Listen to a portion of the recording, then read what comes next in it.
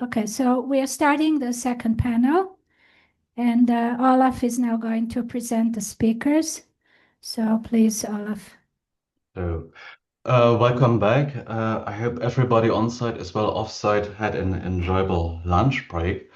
Our first speaker in the second panel is also our host, Miriam Reiner. Miriam Reiner is an associate professor at the Department of Jewish Art at Bar-Ilan University and co-editor of the journal Ars Judaica. Her research focuses on art and visual culture of South, Central, and East European Jews from the 19th century through the Holocaust and its aftermath. It focuses also on Marc Chagall's Russian years, on the politics of Jewish identities as expressed in arts, and on the East-West cultural dialogue, and finally, on the visual orientalization of the East European Jews. She's an accomplished author of numerous articles, and her publications include also the books Fragile Images, Jews and Art in Yugoslavia, 1918 to 1945, which was published in 2019, and the book she co-wrote with Richard Cohen, Samuel Hirschenberg, 1865 to 1908, a Polish Jewish artist in turmoil. Currently, she's working on a book project entitled Grace and Misery, The Painters of East European Jewish Ghetto in the Long 19th Century. And I'm already curious, very much looking forward to your talk. The Height of Beauty, the Depth of Suffering, Maurycy Gottlieb's Legacy Reconsidered. Please. Okay, very good. So now we're all set. As the recent exhibition at the Tel Aviv Museum of Art entitled Year Zero and an accompanying article published in Haaretz newspaper demonstrate, the legacy of Maurycy Gottlieb was never forgotten, especially his iconic painting, Jews Praying in a Synagogue on the Day of Atonement. Rescued from Europe in 1938 on the eve of World War II and brought to the newly founded Tel Aviv Museum of Art, it was intended to be a source of national pride for Jewish people, as recalled in the memoirs of Karl Schwarz, then the museum's director responsible for this mission. The painting and its creator were also a source of inspiration in earlier decades. Thus, in 1920, Leopold Pilichowski, a Polish Jewish artist, wrote on Gottlieb's masterpiece in the Yiddish journal Renaissance, promoting Yiddish culture at the Ben-Uri Society in London. Pilichowski presented Gottlieb as a seminal Gottlieb and his seminal painting as progenitors of East European Jewish art, hoping to encourage its revival among Jewish immigrants living in London's East End. He presented Gottlieb as the first Jewish artist who perceived the poetry and beauty of Jewish life in exile.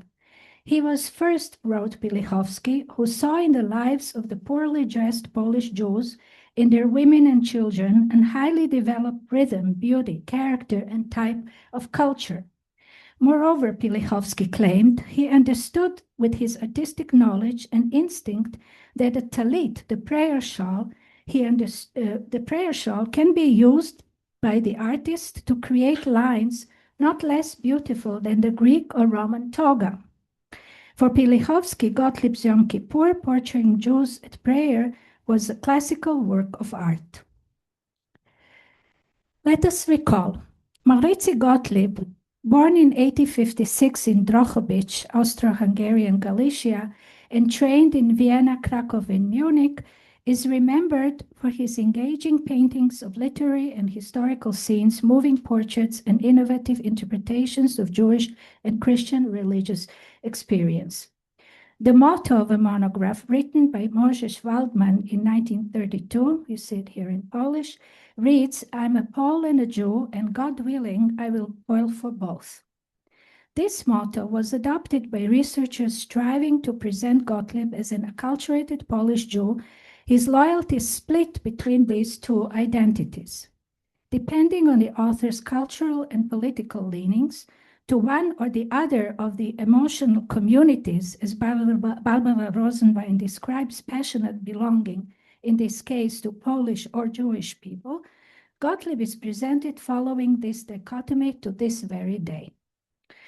But what is often forgotten is the fact that Gottlieb was also a German-speaking Jew, a subject to multinational and multicultural Habsburg Empire, brought up in progressive Jewish community in Drohobych and in Lemberg. He was exposed to Haskalah, Jewish Enlightenment, at an early age, and to literature written in German language, which he himself used when speaking and writing rather than Polish and Yiddish. The shift towards German language and German and Austro-Hungarian Jewish culture, I would like to propose, enables a re-examination of Gottlieb's artistic and cultural milieu, and ultimately of his art and its messages. In this respect, Gottlieb's Jews praying in a synagogue serves, as I hope to show, as a principal example.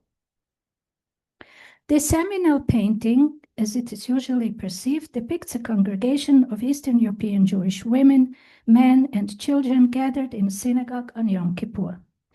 What makes the painting so distinctive is the artist's personal symbolism. The composition, as suggested by Gottlieb's researchers, includes the artist at different stages of his life, his living and deceased relatives, and the object of his unrequited love, Laura. Nevertheless, the most important detail is the Torah scroll held by the man in the lower center of the composition. The embroidered Hebrew inscription on the Torah's mantle communicates to the viewer that the sacred scroll was donated in memory of the late honored teacher, the Rabbi Moshe Gottlieb, of blessed memory in 1878. By including in his dedication his own Hebrew name and the year he created the painting, Gottlieb transformed this masterpiece into a commemoration of himself, as if he were already deceased. The fact that he passed away a year after completing the painting adds a haunting dimension to this work.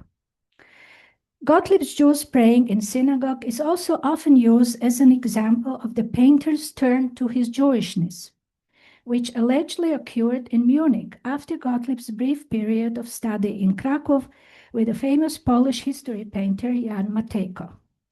As known from the artist's biographies, Gottlieb moved from Vienna to Krakow in 1874 to study with Matejko, seeking to join the Polish national movement and create art imbued with Polish patriotic feeling. However, after several students and a teacher rebuked him for his Jewish origin, claiming it hindered his ability to create such a lofty thing as art, Gottlieb felt slighted and out of place. Even worse, after leaving Krakow, apparently due to these anti-Semitic comments and continuing his studies in Vienna and Munich, he discovered that his colleague, the Polish artist Zygmunt Papieski, believed Jews were responsible for the 18th century fall in Poland. This revelation must have been especially painful since the two of them, along with Kryczynski, considered themselves students of Matejko and commemorated their friendship in an 1875 drawing portraying each other while studying in Vienna. In a heartfelt letter written to Drohobych from Drohobych to Kryczynski, Gottlieb expressed anger and disapproval of Papieski's unfounded prejudice and his lack of knowledge of historical events. Heartbroken yet determined, he angrily added to the above-mentioned statement that later came to frequently be quoted out of its context. I am a Pole and a Jew, and God willing, I will toil for both. Nevertheless, his Jewish biographers tell us these events prompted Gottlieb, once in Munich, to shift towards his Jewish roots and become a progenitor of Jewish art. What is less known is that as a German reader, Gottlieb was acquainted with German literature, in this case, the renowned 18th century German author Johann Wolfgang Goethe, as evident in another letter attesting to the young artist's intimate knowledge of Goethe's poetry. This letter, and I'm thanking here for Johannes Chakai, who helped me to transcribe the Gottlieb's unreadable handwriting. Another letter attending to young artists' intimate knowledge of Goethe's poetry. This letter, written in Munich, was addressed to Jan Matejko, with whom, as we saw, Gottlieb studied briefly in Krakow. Gottlieb thanks him for his recommendation to continue his studies with Karl von Piloty, a world-famous painter of historical subjects at the Academy of Fine Arts in Munich. Biographers prone to stress the Polish side of Gottlieb's identity see this letter as a proof of Gottlieb's affiliation with and admiration for Matejko. However, it is clearly a draft written in German, which includes correction, crossed out words, and even doodles at the bottom of the page, and we actually don't know if he ever rewrote it and sent a clean version to Matejko. Among these, the doodles, are quotations from Goethe's verses. Written diagonally in the lower right corner are lines from Goethe's poem Das Veilchen, the violet, and next to it a music scores referring to Wolfgang Amadeus Mozart, who set Goethe's well-known poem to music. The verses of poem are part of Goethe's 1773-74 Singspiel Erwin und Elmire, which tells the story of a small violet that sees a shepherdess and falls in love with her, longing for her to pick it and hold it close. Instead, the shepherdess accidentally steps on Violet without noticing it. Despite being trampled on and dying, the violet is content because it was in a girl's presence. The other reference to Goethe appears in the same draft of the letter written over a doodle of a woman's portrait in the lower left-hand corner. Es war einmal ein König, der hatte einen großen, 3 dots. There once was a king who had a big, and the word is missing. The missing word is flee. The line is from a satirical poem that appears in Goethe's renowned tragedy Faust. As these quotes show, Gottlieb knew these verses. Nonetheless, his choice raises the question of whether he intentionally used their sarcasm, since they speak of love despite being trampled and feeling the pain of rejection, the violet, and pretense of loyalty despite inflicted pain, the king and his flea. I suggest that they refer to Gottlieb's recent experience of fiery love for Poland on the one hand, and the pain and disappointment of being rejected as a non-belonging Jew on the other. However, instead repeating the often cited turn to Gottlieb's Jewish roots or his attempt to distinguish between Matejko's benevolent acceptance and protection on the one hand and his Polish colleague's malice on the other, I suggest re-examining his self-portrait included in a Jew praying in a synagogue and the emotional state it conveys. Unrequited love, sadness, and tragedy often characterize romantic writing. These themes, inherent in Goethe's renowned late 18th century novel, The Sorrow of the Young Werther, written in 1774 and published 87. And they are associated with notion of Weltschmerz, a worldview of suffering expressed through melancholy.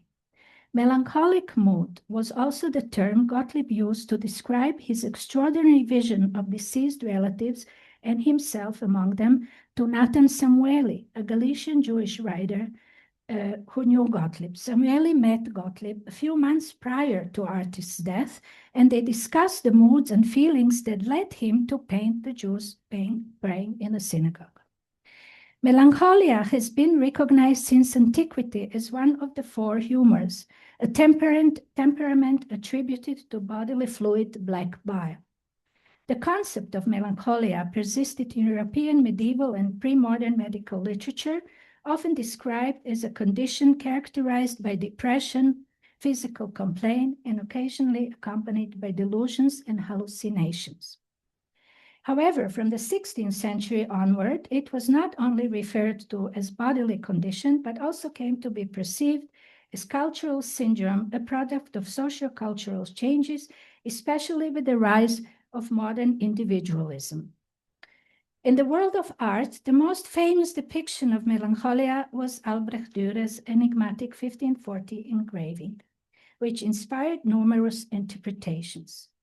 Erwin Panofsky, the renowned art historian, wrote about Dürer's work on several occasions and offered an interpretation that arguably best describes the image of contemplation, passivity, and pain associated with melancholy and as, quote, the inertia of being which renounces what it could reach because it cannot reach what it longs for, unquote.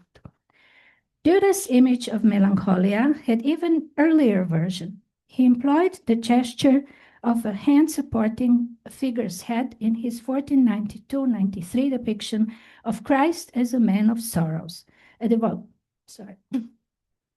devotional picture illustrating Christ's martyrdom.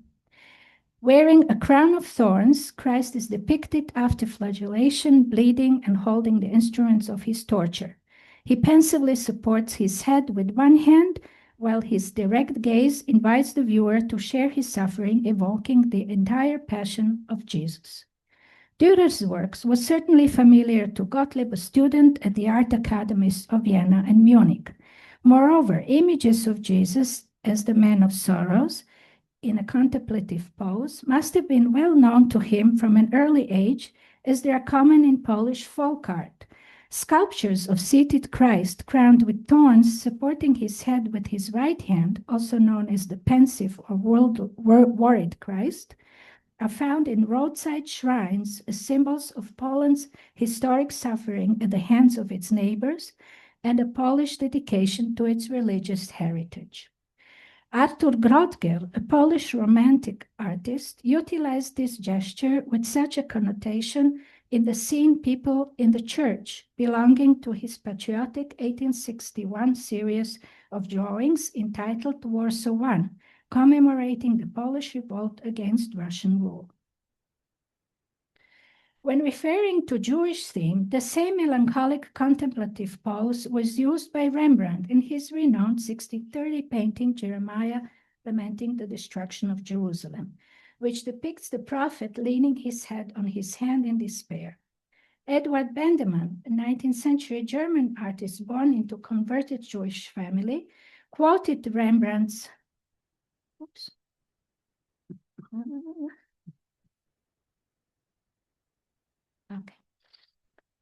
Bendemann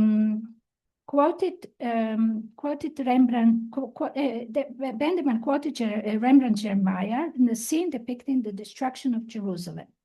When depicting Jews in Babylonian captivity, in reference to Psalm 137, he introduced a female melancholia sitting to the far right. Bendemann used the gesture of contemplation, sadness, and mourning to comment on 19th century German Jewish status, a renewed feeling of exile and bondage after revocation of freedom and equality granted during the brief period of Napoleonic rule. For Gottlieb, the gesture of melancholic contemplation thus referred to both Jewish and Christ suffering. The first time he portrayed himself with a melancholic expression, his head tilted to left, was in Munich 1876 in his well-known self-portrait as Ahasuerus, an image that reappears in his self-portrait in Jews praying in the synagogue. Let us recall that Ahasuerus is the name of wandering Jew, who, according to a later version of the legend, arrived in Europe from Jerusalem, chastised by Christ for not letting him rest in his house while the latter carried the cross on his way to Golgotha. Christ punished Ahasuerus with eternal wandering, but also blessed him with immortality. Gottlieb's Ahasuerus is also characterized by a dichotomy. He wears the simple, rough attire of a poor and homeless wanderer, yet he appears adorned with an earring and a beautiful golden diadem, reminding the viewer of his noble Oriental roots. The angle of his head leaning to the left echoes Christ's head on a cross in countless portrayals and adds an element of suffering to Gottlieb's self-image, further emphasized by the plant-like diadem, which also evokes crown of thorns. In Romantic literature, Ahasuerus, the wandering Jew, was transformed from an earlier character in a Christian legend symbolizing the curse of the entire Jewish people into a suffering, melancholic individual embodying human anguish. His eternal wandering was portrayed as intellectual suffering, while his pain was described as universal Weltschmerz. Once again, it was Goethe who planned an epic poem about the wandering Jew. During the same period, he was writing The Sorrow of Young Werther, 1774. But the work was never completed. Nevertheless, the topic evolved in German literature, and the figure often named Ahasuerus became a symbol of existential loneliness, personal torment, and alienation. Among the first writers to treat the wandering Jew's suffering from a Jewish perspective, as shown by Lisa Lampert-Weissig, was Heinrich Heine. A leading liberal thinker and lyricist of the Young German movement, Heine was an important proponent of Jewish emancipation. Despite his conversion to Protestantism in 1825, which he famously considered the price for entrance ticket into the German society, he remained concerned with Jewish political and cultural issues. As with Goethe, Gottlieb must have known Heine's poetry, which was by mid-1870s widely published, set to music, and translated. Moreover, he could have learned about the famous poet in Heinrich Grätz's monumental History of the Jews, multi-volume History of the Jews, that, as reported by several of Gottlieb's biographers, he read while in Munich. A lengthy text published in Grätz's 11th volume, which addressed the period from Moses Mendelssohn to the revolutionary year 1848, was dedicated, among others, to Heinrich Heine. During 1830s, Heine was subjected to critical scrutiny by Jewish intellectuals who were fighting for acceptance and inclusion in German society. They saw Heine's conversion and liberalism as an embarrassment and harmful to their cause.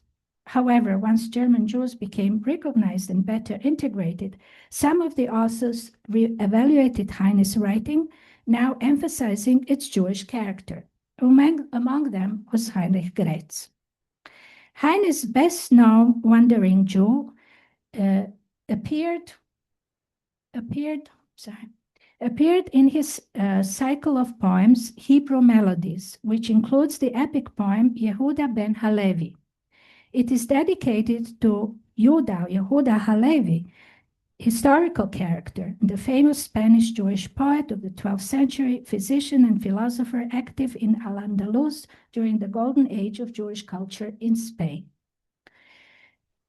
The historical Halevi is best known for his secular and religious Hebrew language poetry. His piyutim expressing longing for Zion and the land of Israel became widely known and have been included in Jewish liturgy. Especially Tisha B'Av prayers that bemoan the fall of the Jerusalem temple. Heine's Yehuda ben Halevi traces the source of the historical Halevi's renowned Jerusalem poems to his supposed encounter with the wandering Jew.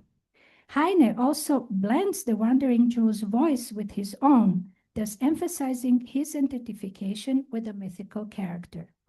The opening verses of Heine's poem recall the Babylonian exile and painful mourning for Jerusalem, which becomes Yehuda ben Halevi's muse.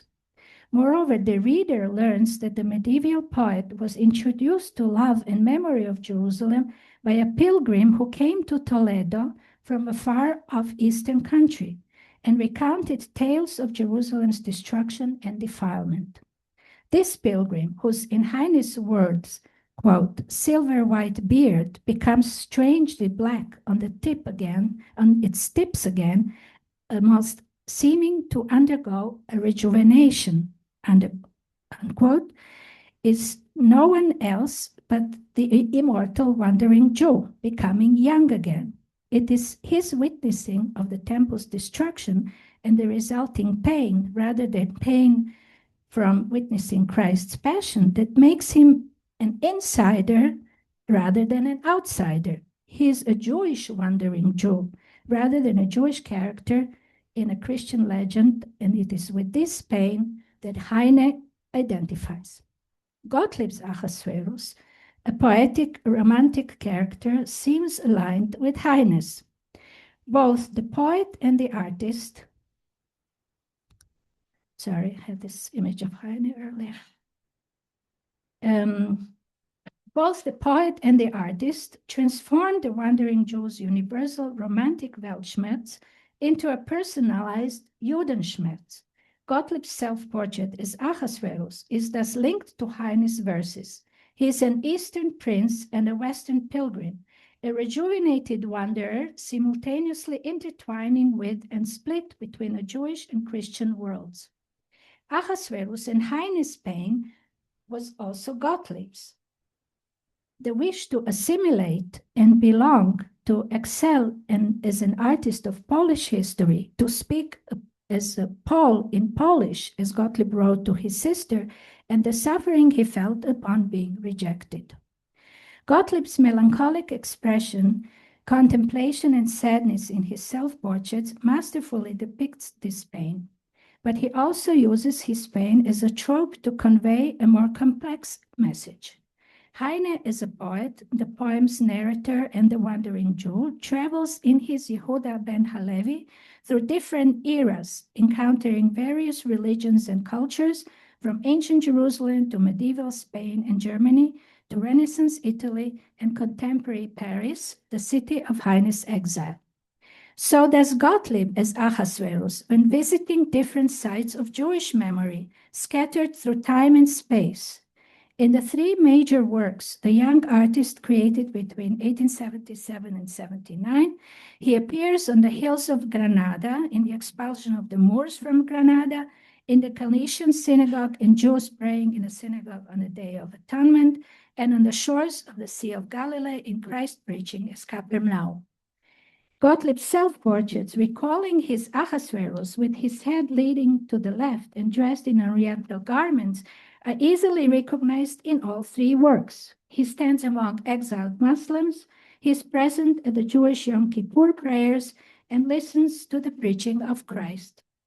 As a unifying visual figure, Gottlieb's portrait connects not only different sites and times, but also three religions: Islam, Judaism, and Christianity, attesting to artist's universalism. Moreover, to return once again to his seminal painting, Gottlieb's image with his Jewish side, within his Jewish side, reflects his multifaceted identities. With his melancholic expression and hybrid clothing composed of a Hasidic kolpik and a colorful oriental kaftan, he depicts his different selves. He is a Galician Jew, a Jewish Pole, an Oriental non-European, and an eternal wanderer.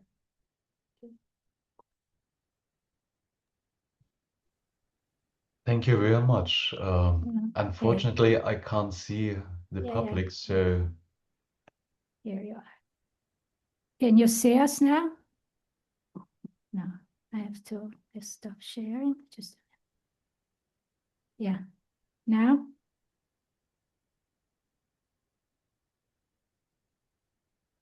Can you see us, Olaf? No, I can't. I see only you and the screen. Only me. That's enough. I don't think you will see the public. We only see you, and so we don't have a camera that shows the audience. Mm. So I look into the chat. So if you have, for those on Zoom, you either could put your questions into... questions. We see you. It's okay. Olaf, what's the problem? No, I'm just checking the chat whether there are any questions, because I can't see whether there are questions from the audience. So I will ask, okay, are there any questions or comments? It's becoming complicated. You can talk to the audience. They see you, you don't see them. Okay, so if you continue being a chair, it's fine. So are there any questions in the chat? No, No. no. Are there any questions in the audience or comments? No. Okay. Renata. Okay. Hi, Marcus, thank you, is- Miriam, for this excellent, lecture. And it's open, I think, a new way of looking at Gottlieb, not only from the Polish side and Jewish side, and put him directly into as an intellectual in the European culture of the 19th century, focus, of course, of German, because definitely he was a German-speaking man, and German was his first and his last language. Thank you very much. Okay. Thank you, Marta. You wanted to ask something, Marcos? Thank you so much for this fascinating. Thank you for bringing and going out of the national paradigm of thinking and trying to understand in this multi-layer context. But I want this said very few tell us that 2 decades after the reconfiguration of the Habsburgian Empire into the Austro-Hungarian Empire, when this not being either or, you can be all of them in order to be a good Austro-Hungarian. So Yeah. it is kind of context for us.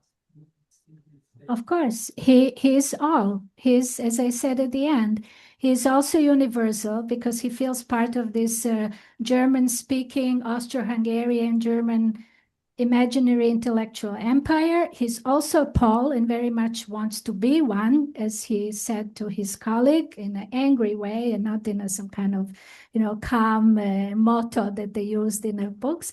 And he's also a Galician Jew.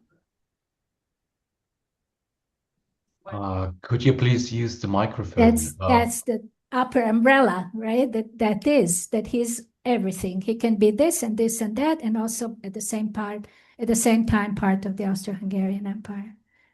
Yes, like Czechs, like Hungarians, like Croats, and all the other nations at the same time. In Galicia. There's a question from Elena. Yeah, wait, okay. Hey. It's on Zoom. Hi, Yeah, Elena. I enjoyed your talk, Miriam. Thank you. My question is about the expulsion of the Moors. I was surprised that you said that he was depicted in it. He was like the main guy, because he looks different than he does in the third one, Christ, whatever. Yeah, that one. So in that one, he also has the same earring as he does in the Ahasuerus, and he has like a similar head covering. But in the Expulsion of the Moors, his skin is darker, his hair is in a different way. He doesn't have the earring. How do you know it's him? It's true. I generalized a little bit. He looks a little bit different in each painting, but what connects the images is the tilted head, his facial expressions with the curly hair, beard, earrings, so you can easily recognize him. But he does adapt himself to the site where he appears, right? So in the Moors, he becomes like a dark-skinned, and he's not the white European. He becomes one of the Muslims, one of the Orientals, and his skin is darker. It's true.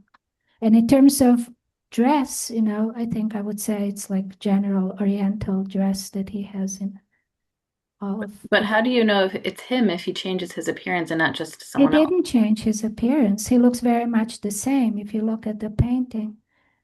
I don't know if I can. And we knew also his self in the Arab dress. Yes, this is the painting that I didn't use, but there is also, although that's not really his, but it's a copy of a matching, but that's definitely self-forged in an Arab dress. But in a Moors, in a painting, Elena, in the Moors, even if he looks a little bit different, it's still him. You can easily recognize him, even if his hair is a little bit more curly and the skin a little bit more darker, but you can still see the tilted head and a similar expression as in the other paintings. So I don't think he's so different from the other examples. Siva, maybe you'll get.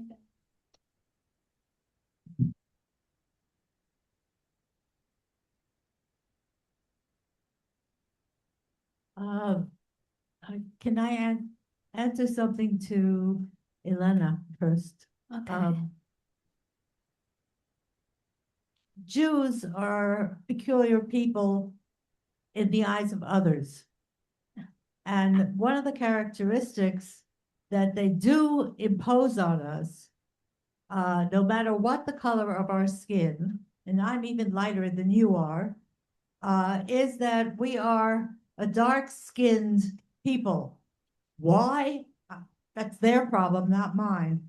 But this is true, and I'm sure that he at some point in all the anti-Semitic atmospheres that he walked around in, not only in Krakow, but Munich was not exactly a philo-Semitic area at the time, that he heard the aspersions on Jews as dark-skinned people. Jews were not white. That was the main thing. They were not white. You may think they were white, but they're not white. But Okay. American definitions of race don't apply to that context in that time. Yeah, it was applied a lot in anti-Semitic in various periods, especially in Europe.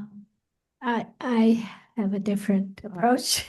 What? I have a different approach here. I think that he was identified with the Muslims and with the Orientals being expelled from Granada. Yes, well, that's how they looked at us. And therefore, in order to show his identification with them, he showed himself as one of them with a Yeah, darker But skin, no, I'm not I'm responding not to disagreeing with anti-Semitic. you. I'm agreeing with you. I'm just trying to explain why he would give himself a darker skin. Yeah. That's first of all. Now, I had a question for you, which is, when he was in Munich, how much do we know about the anti-Semitism that he encountered there? Because Munich was known in the 70s as a place where anti-Semitism throve.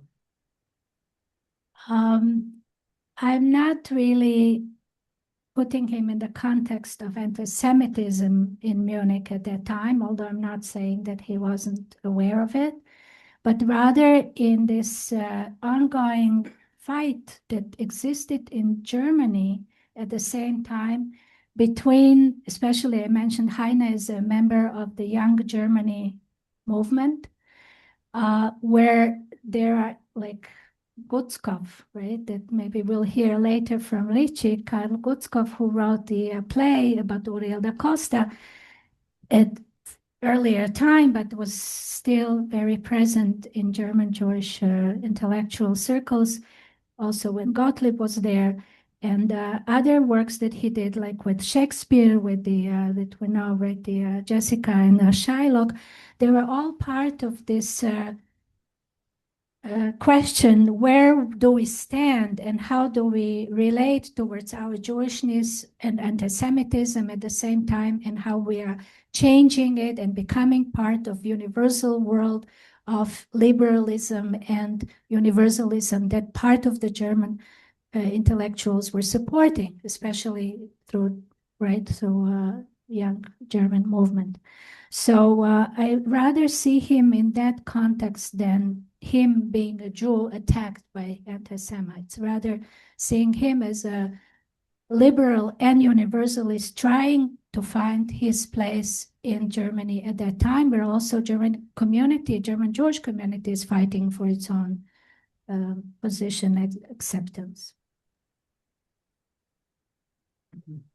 Could I ask something? Maybe it's superficial, but in Lvov, where Gottlieb studied, this bigger statue of Christus Frasobliwy, what is called, contemplating Jesus, is a part of the cityscape. It's sitting on the cupola of. Yeah, that's why I showed all this folk. But it's not a vernacular figurine.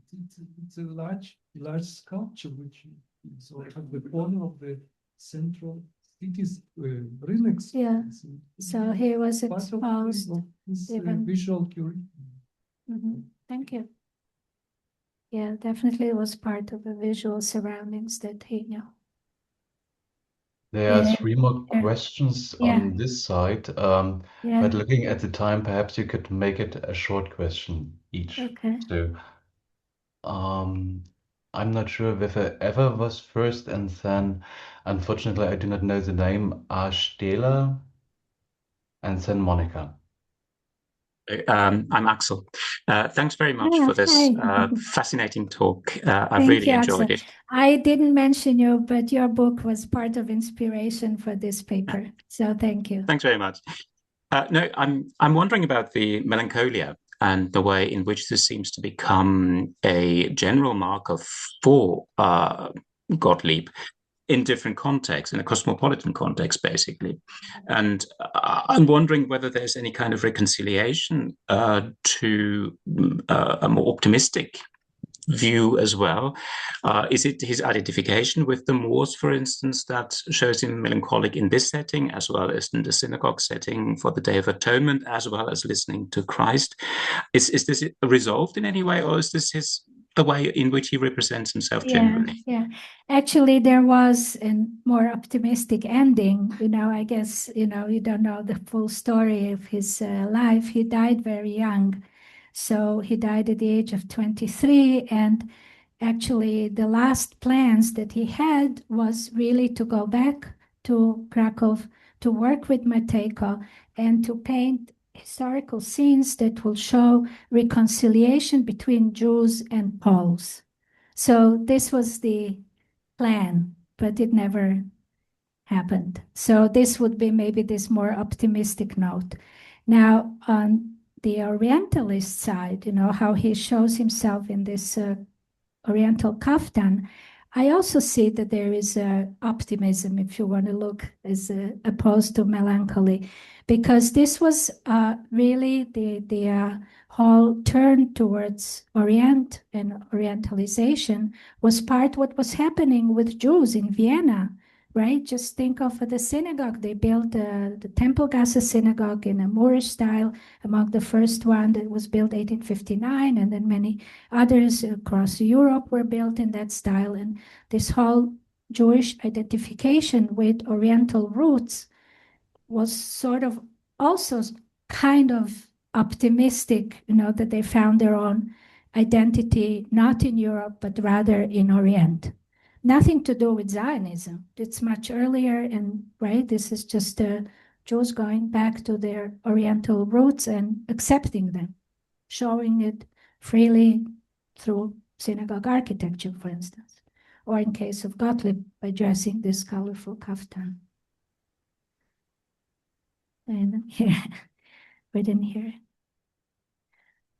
So, Eva?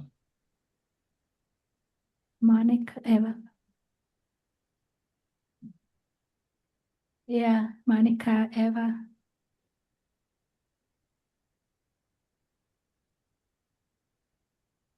Oh, Eva writes that there is no sound. Okay. Monica. Hi, Monica. Hello. Thank you very much for your fascinating presentation. I just would like to ask about something which I found very, very sensitive when we talk about art of Maurycy Gottlieb. In Ezra Mendelssohn's book about Maurycy Gottlieb, which is incredibly important for not only for the history of the painting at the time, but more for the history of Jews in Eastern Europe, he raises a question that perhaps Gottlieb committed a suicide. And this particular work you have presented at the beginning is a testimony to it. I know that for many scholars, this assumption was rejected, but I would like to ask you if you see the relation between the way he depicted himself and the fact that perhaps, or not perhaps, there is some truth in it that he had difficult thoughts about his life and about himself, which is, of course, connected to what he experienced. Thank you. Okay, thank you. I'm not a psychologist. I'm not sure that he was really suicidal and that, this is the proof that he contemplated to commit suicide at some point. And I tried to show that it was very much part of a cultural milieu that he was moving in, like reading Goethe and romantic literature, and also Polish romantic literature. And what I didn't mention, he himself wrote poetry in a romantic mood, also, like very depressing, sad, and so on. But this was the part of the romantic milieu, so romantic atmosphere. So not necessarily means that this would lead towards suicide. Moreover, I think rather that he had this bursts of incredible creativity and then depression. So if so, then he was probably more like a bipolar and therefore, we have so many works in such a short time that he managed to create. And as we know also, Ezra wrote about it, at the end, he was actually sick. He was hospitalized, and they found that he was hospitalized in Krakow and died. Whether he neglected his health and this was sort of suicide, I don't know. Yeah.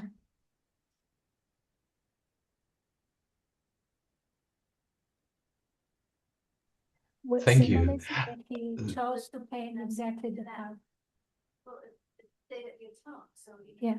that suicide with the toning for that, or that tone that you true, or toning that he thinks of it. Like, is there any symbolism that specifically shows that? Yes, of course, I think it is. And as I mentioned, this conversation with this writer, Samueli, Nathan Samueli, it's a lengthy chapter in one of Samueli's books where he describes these conversations with Gottlieb, and he describes him there a vision, that he really had a vision of all his deceased relatives. And the painting is actually according to what Gottlieb told to Samueli based on a vision. And of course, that Yom Kippur, with all the meaning of praying for next year and repenting and being with fasting and sort of, between life and death, it's the strongest symbol that he could have used in religious Jewish tradition. What is also interesting that he then influenced many other East European, mainly Jewish artists to also repeat the same, not with the same personal symbolism, but to return again and again to the topic of Yom Kippur. And we have not few paintings that depict Yom Kippur scenes.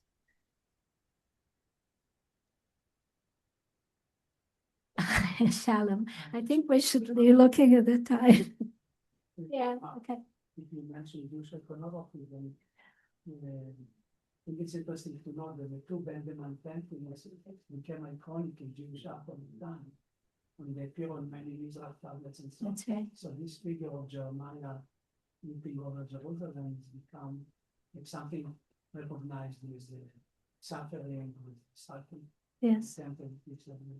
Yes, this was especially afterwards used by a Zionist movement, and they reproduced it in Ost und West in many lithographs and reproductions with the message that then Zionism brought into the discussion, right? Which is different than what Bendeman meant. And this Axel that was talking, he is author of a wonderful book about destruction of Jerusalem in Jewish culture.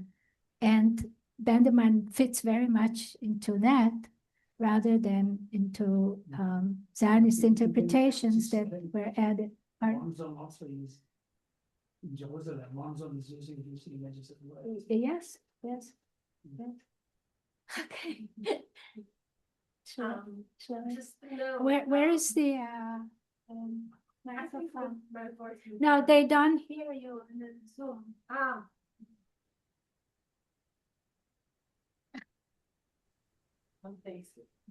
I was thinking about the coat of many colors. You spoke about the kaftan, and when you see the image of Gottlieb in the synagogue with this strange-looking garment, could it be, and just an allusion to the image of Joseph as the chosen child on one end, but the Yeah, hated one I know. by his brethren? Maybe there are a lot of there are interpreters who go in that direction and use it as a Joseph's coat and not the Oriental kaftan. But since it is really has a sash, Yeah, and a And- bit. that's okay. Yeah, could be. Yeah. Just a thought. It could be. And also on the right-hand side, I didn't, make this special point of it. It turns into a talit, actually, in black and white. He's colorful on the above Yeah. and on the left and on the right-hand side, the stripes become black and white. So even there, he used some kind of symbolism and not just copying but again, as Renata said, he has the self-portrait in an Arab Yeah. gear, and not just one. He had, we know the reproductions of two more, where he was really interested in the Oriental kaftan, in the Oriental robe. Yeah. Okay, I think we should. Maybe one last Yeah. question from Yeah. the Zoom side, but then I think we have to move on. Eva Freumovich was wondering who actually is Gottlieb in the triple drawing. So which one of the figures? He was the top one with the more pronounced lips and a little bit hooked nose. He made himself look a little bit more Jewish than he did. But he was the top one. Okay. Thank you very much again for your wonderful talk. Mhm.